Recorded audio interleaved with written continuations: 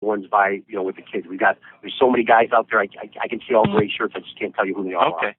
So we definitely know this guy's still in the building?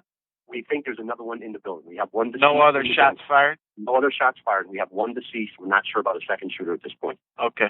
Okay? Yep. All right, thanks, Tim. Yep. Okay, bye-bye. Police didn't waste any time by entering the school and acted as they were trained. Protocol dictated that police immediately penetrate the building and stop the threat. We were going as fast as we have ever driven, any of us. And we were running for that building. I could hear shots. What the police didn't know was that the threat had already been neutralized by suicide. When police entered Vicky's classroom, they saw a rather small person near the door of the classroom curled up in the fetal position. At first glance, one officer made a comment in his report that the person looked to be about 12 years old. It wasn't until later when they realized that he was in fact a grown 20-year-old young man. However, it didn't take police long to figure out that the figure on the floor was indeed the shooter, based on the way he was dressed, and the Glock handgun and rifle that were surrounding his lifeless body. They had reports of just one shooter, but still needed to make sure there were no other imminent threats. We're moving down the hallway, and we don't hear or see anything, so we just start checking, everywhere that we can.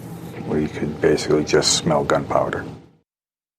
Once the police had confirmed that the threat was over, they started to evacuate the classrooms, one by one, in order to assess who needed medical attention. We didn't want them to see, and I hope we did that. Come on, guys, we're gonna go. Come on. We're just gonna go outside. I remember thinking that they seemed, less emotional than me at the time. And I just kept telling them how brave they were, and I asked them their names, just trying to keep talking to them, try to keep their mind off of, everything that was going on around them.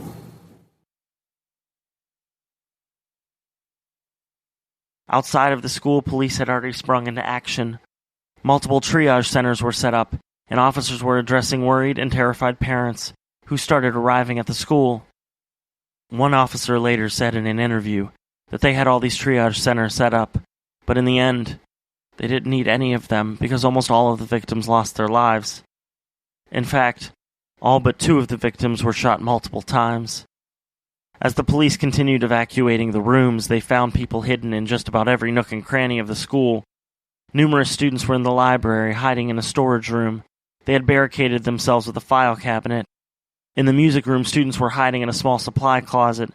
They later recounted hearing the shooter banging on the door, demanding them to let him in. In some places, students and staff hid for hours until the police were able to locate them and bring them to safety.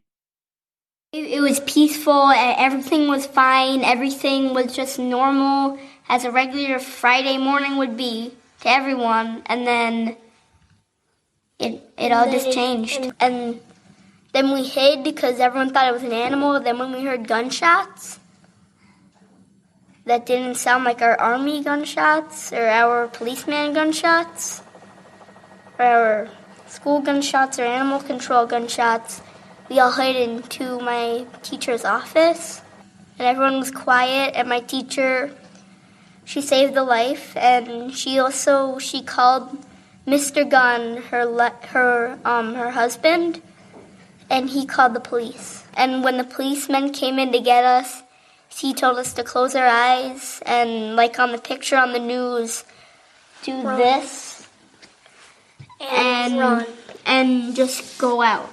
He told us to close our eyes because the man was probably dead right there. I don't know what kids got hurt. I just heard that a lot of kids got hurt. And we have a couple friends. We had a couple friends in there. And we don't know what happened to them. Multiple news reports came through, misidentifying the shooter as his older brother. Some reports said that Robbie had his brother's ID on him, while others say the police mistakenly put the brother's name in their reports. At the time of the shooting, his brother, who lived in New Jersey, was at his job in New York City and had been there all morning. Not only did he have a rock-solid alibi, but he and his brother, Robbie, hadn't even spoken to each other since 2010. An astounding 156 total shots were fired during the Sandy Hook massacre. 20 students, 8 boys and 12 girls, had their lives stolen from them that day, along with 6 teachers and Robbie's mom. A total of 27 people were taken from this world by his own hands. Because of time constraints and a lack of available information on minor victims, it is impossible to give each victim the time they deserve. I encourage you to check out our website at www.high5hollyproductions.com to learn more about every victim. Jessica Ricos was 6 years old and was a Girl Scout. She was looking forward to selling cookies after the holidays. Olivia Engel was 6 years old and had a great sense of humor. She was also very outgoing. 6-year-old Avielle Richmond, or Avi to those who knew her best, moved to Sandy Hook from California just 2 years prior. She loved Harry Potter and horses. Jesse Lewis was 6 years old and will always be remembered as trying to help his classmates flee in the last seconds of his life. His heroic efforts only made sense. His favorite toy was a toy soldier. Grace McDonald was an artistic 7-year-old who loved to paint. When she got older, she had dreams of being a painter who lived on Martha's Vineyard. Noah Posner had a larger-than-life personality. The 6-year-old student also had a twin sister, but she was not harmed in the attack. Anna Marquez Green was a musical 6-year-old who loved to dance and read the Bible. Emily Parker was 6 years old and full of love and compassion. Emily liked to dress up in fancy clothes and loved to read. Charlotte Bacon was 6 years old and enjoyed spending time practicing Taekwondo. She loved animals, and pink was her favorite color. Catherine Hubbard was a 6-year-old little girl who always wore a smile on her face. She loved animals. Josephine Gay was a 7-year-old who had a beautiful smile and a loving heart. She loved all things purple, and all that attended her funeral were asked to wear her favorite color. Daniel Barden was a 7-year-old little boy who was born in New York. He loved to go to the beach, read, and play drums. James Mattioli, who simply went by Jay, was 6 years old and loved baseball, basketball, and swimming. 6-year-old Caroline Prividi was a lifelong resident of Sandy Hook, Connecticut, and loved to draw and dance. Allison Wyatt was a 6-year-old little girl who was sweet, creative, and intelligent. Her family said she would draw pictures and hang them up on all the walls of their home as if they were wallpaper. Miss Victoria Soto, or Vicky, was a very passionate teacher at only 27 years old. Teaching was her passion from the time she was around 3 years old. She was in her 5th year of teaching and loved every one of her students as if they were her own. It wasn't surprising to her friends and family that she lost her life while trying to save others. Miss Lauren Rousseau was 30 years old and was always smiling. Friends and family said that Lauren would always go out of her way to make others smile. Principal Dawn Hulksprung was 47 years old. She was a daughter, mother, wife, grandmother, and friend. Dawn always lived life to the fullest. Mary Sherlock was 56 years old and had a master's degree in psychiatry. She had been married to the love of her life for 31 years and had 2 grown daughters. Rachel Diavino was 29 years old when her life was taken. Rachel's boyfriend was planning on proposing on Christmas Eve, and even asked for her parents' blessing for her hand in marriage the day before the shooting. 52-year-old Anne-Marie Murphy was born in New York. She was married with 4 children. Anne-Marie loved all things nature and enjoyed long walks and hikes in the outdoors.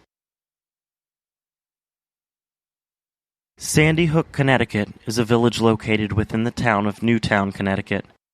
Sandy Hook was founded in 1711 and consists of 4 primary communities. Those communities are Berkshire, Riverside, Walnut Tree Hill, and Zor. Sandy Hook is located in Fairfield County, with a population of around 11,000. The village was founded when several proprietors got together and wanted to reduce isolation. The proprietors had land, so they decided to relocate and started moving away from the central village to larger parcels of land, creating the Sandy Hook community. It is an affluent community, with an average household income of around $165,000. There were about 1,472 households with children and approximately 2,490 without them. Robbie was born on April 22, 1992, in Exeter, New Hampshire. He had a brother who was 4 years older than him, and his parents were married when Robbie was born. Robbie was a very active child that never seemed to sleep well. Like many of the other shooters we have covered, Robbie didn't like to be touched, cuddled, or snuggled. He had sensory and attachment issues. He also had delayed speech, and when evaluated was found to have made up his own language, one that only he understood. During a regular yearly checkup at 3 years old, Robbie was found to have a good attention span, was creative, and could follow simple two-part directions, which was considered age-appropriate. However, he fell below the normal expectations for a child his age in social and personal development. When Robbie was in preschool, he was referred to special education services. By the time Robbie was in 4th grade, his social issues not only increased, they took a dark turn. He started writing very graphic and disturbing stories. Though the stories were frightening, they were never questioned by school faculty, teachers, or his parents. When Robbie reached 8th grade, he was placed on homebound status, which meant that Robbie was too disabled to go to school because his anxiety was so debilitating it made it impossible for him to function normally in a school environment. Between the ages of 13 and 15, he was regularly seeing a psychiatrist, but for some reason known only to his mother, he stopped receiving all mental health services after 2008. While he was being treated, he was diagnosed with Asperger's syndrome, crippling anxiety, and obsessive-compulsive disorder, commonly referred to as OCD. He was not connected with the other kids. My son played with him when they were young, and in her home, I know she was very particular. I just think she maybe had too high of standards or something, or focused overly too much for whatever reason. Robbie's mother was a stay-at-home mom who didn't work a day job. Her number one role in the family was as Robbie's caretaker, and she helped him with his schoolwork and to mask his social deficiencies as best she could. When Robbie reached 10th grade, his mother decided to have him integrate back into a formal school setting again. He did go back for a time, but it didn't last very long. Almost immediately he became withdrawn and claimed that he wasn't able to go to school. I know she had issues with school. She eventually wound up homeschooling him because she battled with the school district. In what capacity, I'm not 100% certain. If it was behavior, if it was learning disabilities. Finally, when Robbie turned 17 years old, he was able to graduate high school. However, it wasn't the typical graduation that most high schoolers are accustomed to. He was able to finish by getting private tutoring, independent studies, and local college classes. Robbie's mother continued to cater to his needs and acquiesced when he refused mental health services. After graduating high school, his mental health continued to rapidly decline. Medical records show that for a 6-foot-tall young man, his weight was far below the healthy range for his size. In fact, when he died, he was only 112 pounds and was medically considered as anorexic. He rarely, if ever, left the house or even his room.